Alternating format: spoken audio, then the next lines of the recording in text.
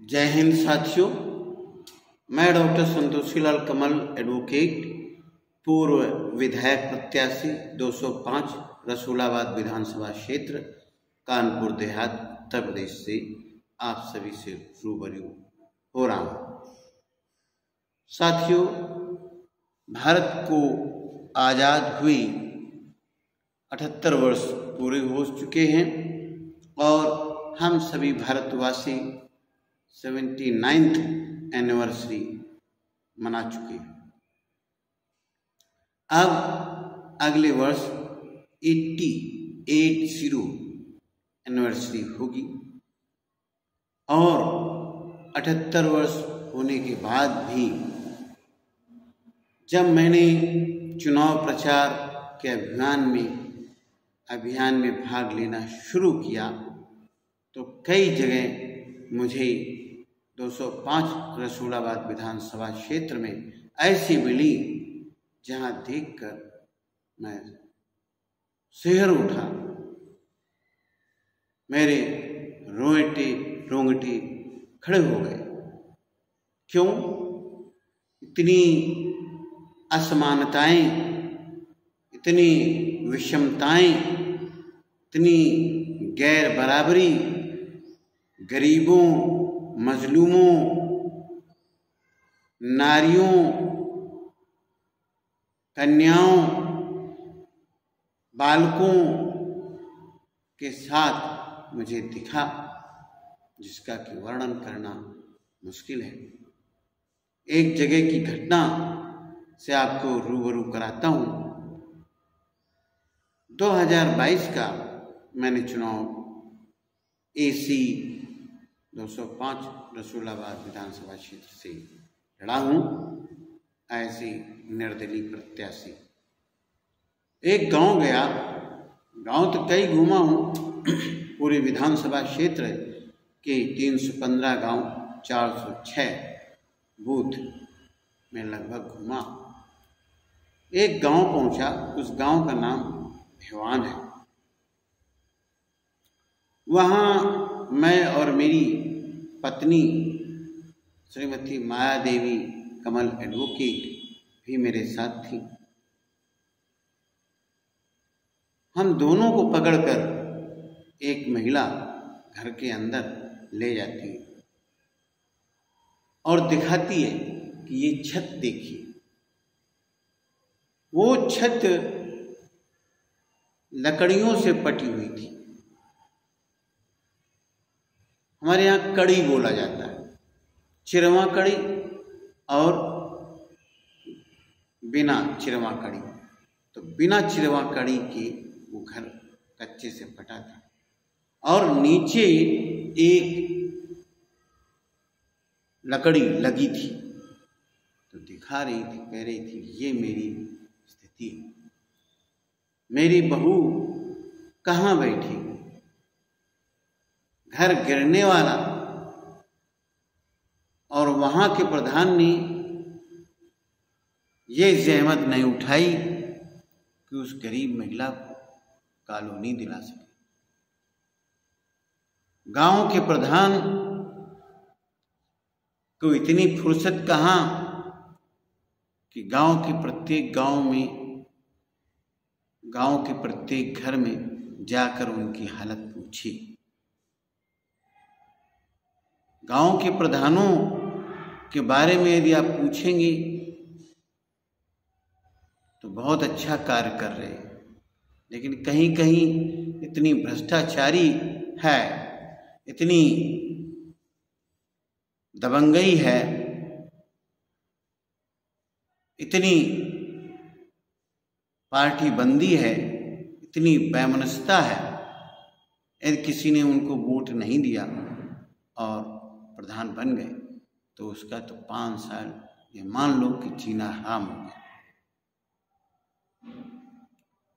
इस तरह से मैं भारत सरकार, उत्तर प्रदेश सरकार से ये दरखास्त करता हूँ, रिक्वेस्ट करता हूँ कि ग्राम प्रधान का चुनाव होने वाला है। जितने ग्राम प्रधान बने हैं उनकी संपत्तियों का विवरण इकट्ठा करना चाहिए। जो गांव के विकास के लिए फंड निर्गत किया गया है उसका ऑडिट करना चाहिए। देखना चाहिए कि वास्तव में धरातल पर वो पैसा खर्च किया गया कि नहीं, किए गए कार्यों की गुणवत्ता कैसी है, इसकी भी जांच होनी चाहिए। और ये निरंतर विषय होना चाहिए कि एक मॉनिटरिंग कमेटी हो जो गांव में किए गए कार्यों की समीक्षा हो, उनकी देखरेख की जाए, कार्यों की प्रगति कैसी है, विकास कैसा है। लगातार मॉनिटरिंग बॉडी होती रहनी चाहिए ताकि ग्राम प्रधान और वहाँ पर तैनात सचिव या अन्य कोई भी फंड का मिस अप्रोप्रिएशन ऑफ फंड, निर्गत फंड का दुरुपयोग किसी भी प्रकार से नहीं होना चाहिए। और यदि मुझे मौका मिला विधायक बनने का या प्रधान बनने का या जिला पंचायत सदस्य बनने का या क्षेत्र पंचायत सदस्य बनने का, तो मैं दिखाऊंगा कि वास्तव में जो कार्य सौंपे गए हैं, मुझे जो जिम्मेदारी सौंपी गई है उसको मैं बखूबी किस तरह से निभाता हूँ। मैंने 18 वर्ष की उम्र में भारतीय वायुसेना में बतौर वायु सैनिक के रूप में अपनी सेवाएं 20 वर्षों की स्वर्णिम सेवाएं, राष्ट्र की सेवाएं कर चुका हूँ। और उसके उपरांत विभिन्न जवाहर नवोदय विद्यालयों में अपनी सेवाएं बतौर शिक्षक, बतौर हाउस मास्टर, बतौर क्लास टीचर, बतौर स्काउट मास्टर और बतौर स्टाफ नर्स भी दे चुका हूँ। मेरा रिकॉर्ड जवाहर नवोदय विद्यालय प्रथमता जालना, जवाहर नवोदय विद्यालय जालना, द्वितीय जवाहर नवोदय विद्यालय तीसा तिराप अरुणाचल प्रदेश, तृतीय जवाहर नवोदय विद्यालय गोलाघाट असम, चतुर्थ जवाहर नवोदय विद्यालय महोबा उत्तर प्रदेश, पंचम जवाहर नवोदय विद्यालय छिंदवाड़ा में मौजूद है। इसके अतिरिक्त मेरा रिकॉर्ड नवोदय विद्यालय समिति नोएडा में मौजूद है। 14,924 मेरा CPF अकाउंट नंबर है। आज तक मेरे ऊपर भारतीय वायुसेना में या जवाहर नवोदय विद्यालय में किसी भी प्रकार का बैड रिकॉर्ड नहीं लिखा गया। मेरी सर्विस बुक भारतीय वायुसेना के पास में है। मेरी सर्विस बुक नवोदय विद्यालय समिति के पास में है, चेक की जा सकती है। और मैं चाहता हूँ कि उसी जज्बे के साथ, जिस जज्बे के साथ मैंने भारतीय वायुसेना में राष्ट्र के प्रति अपनी सेवाएं प्रदान की और बतौर शिक्षक अपनी स्टूडेंट तैयार की, लगभग 10,000 स्टूडेंट से मेरी मुलाकात हुई है और डायरेक्टली इनडायरेक्टली मैं उनकी कैरियर में प्रभाव डाला हूँ। स्काउट मास्टर के रूप में उत्तर प्रदेश में अपनी 11 वर्षों की सेवा में लगभग 25 नवोदय विद्यालय का भ्रमण करने का अवसर प्राप्त हुआ है, जिनमें से मुख्य रूप से महोबा के अतिरिक्त जवाहर नवोदय विद्यालय ललितपुर, जवाहर नवोदय विद्यालय झांसी, जवाहर नवोदय विद्यालय जालौन जो उगरई में है, जवाहर नवोदय विद्यालय राठ हमीरपुर, जवाहर नवोदय विद्यालय बांदा धुरंडी, जवाहर नवोदय विद्यालय चित्रकूट, जवाहर नवोदय विद्यालय पिपरसन लखनऊ, जवाहर नवोदय विद्यालय कानपुर देहात जलालपुर नागिन, जवाहर नवोदय विद्यालय सरसौल कानपुर नगर, जवाहर नवोदय विद्यालय आगरा, जवाहर नवोदय विद्यालय पिहानी हरदोई, जवाहर नवोदय विद्यालय प्रतापगढ़, जवाहर नवोदय विद्यालय गोंडा, जवाहर नवोदय विद्यालय बाराबंकी, जवाहर नवोदय विद्यालय जेबी नगर गौतम बुद्ध नगर, जवाहर नवोदय विद्यालय इलाहाबाद मेजा खास, जवाहर नवोदय विद्यालय मैंने ये कह लीजिए कि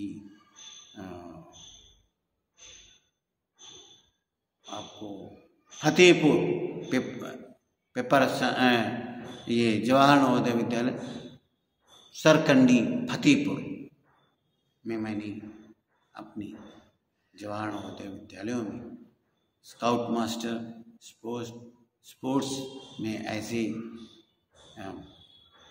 स्काउट ड्यूटीज़ की है।